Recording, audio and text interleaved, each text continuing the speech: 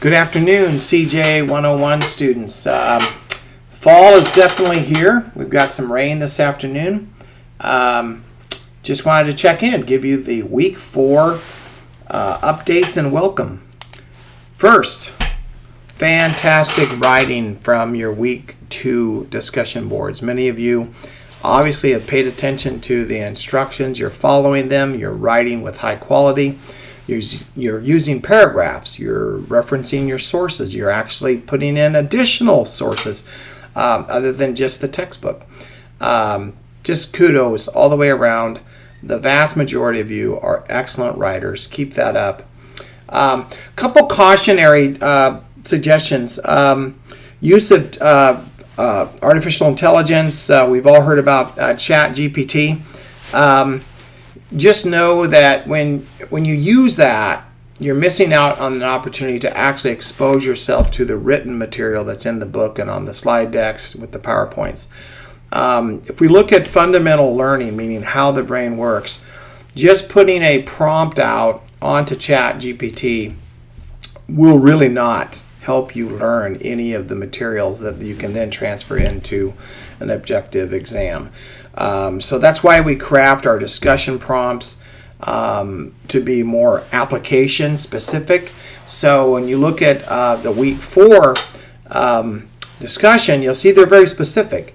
You could probably use ChatGPT and get some ideas on the first prompt regarding, what kinds of things influence folks to engage in burglary or property crimes.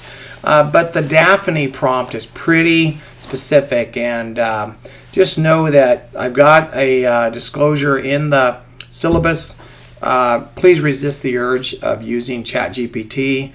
I have to mark students down on that significantly if I see that they're using that and they're not really putting in at least some authentic reading and writing, because we want to hear your voice. We don't want to hear an artificial voice, okay?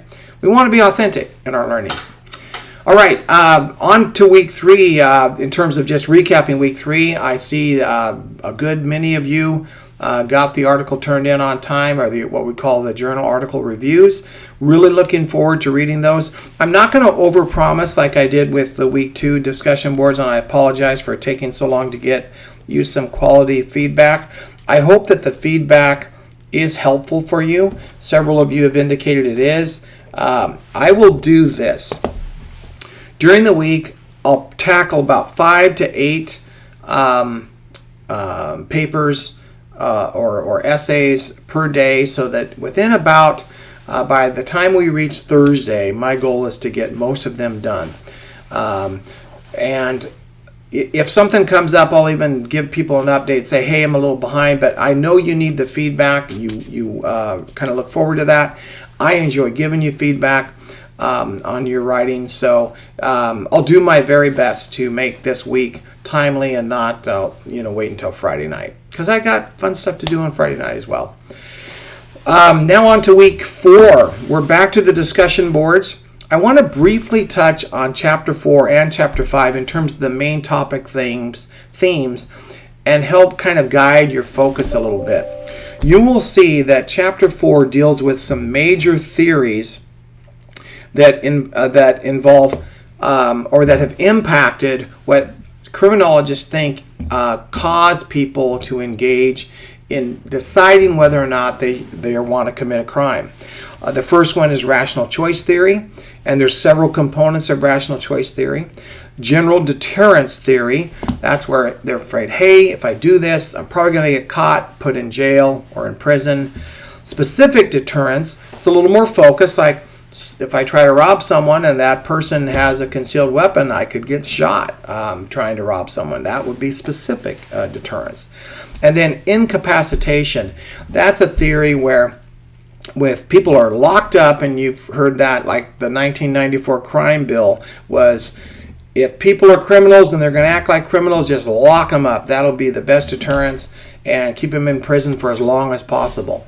Sadly, we find that a vast majority of folks who end up with long-term sentences in prison and they're not being given a lot of rehab and a chance to learn a job, learn how to be a socially adapted person, meaning they can handle disagreements, they can handle stress. They go back to a life of crime fairly quickly, even if they've been locked up 8, 10, 12 years. Chapter 5 has probably the most controversial kind of discussion on theories, because the overarching thing there is trait theory. Trait theory is more than just what the genes you're born with at birth. That's probably the major component that gets criticized as being racist, and I would agree with that. But there's also brain development, perhaps, that is abnormal, and that's really what the Daphne, and we had that issue with Kevin Dunlap during our first week. That was probably more of a classic case of trait theory in play. When a criminal really acts deviant, and then upon diagnosis of psychological and even what we call biological impacts, whether it's head trauma, whether it's some sort of really deep psychosis, that's where we get into the trait theory. It is definitely controversial, and it's received quite a bit of pushback in the last 10 years. One thing to keep in mind is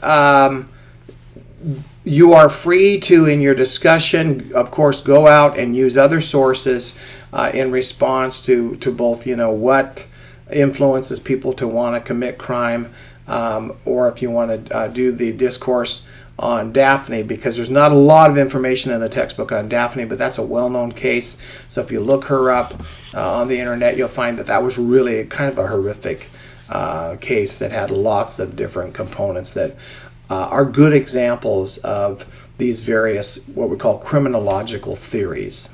All right, I went a couple minutes over. I want to thank you all again for an outstanding second week discussions. I look forward to reading your essays, and keep your focus. We're already, end of Monday, week 4, and really proud of the writing that so many of you are doing. Have a great rest of the week, and don't be afraid to reach out to me if you have any questions or concerns. Thanks.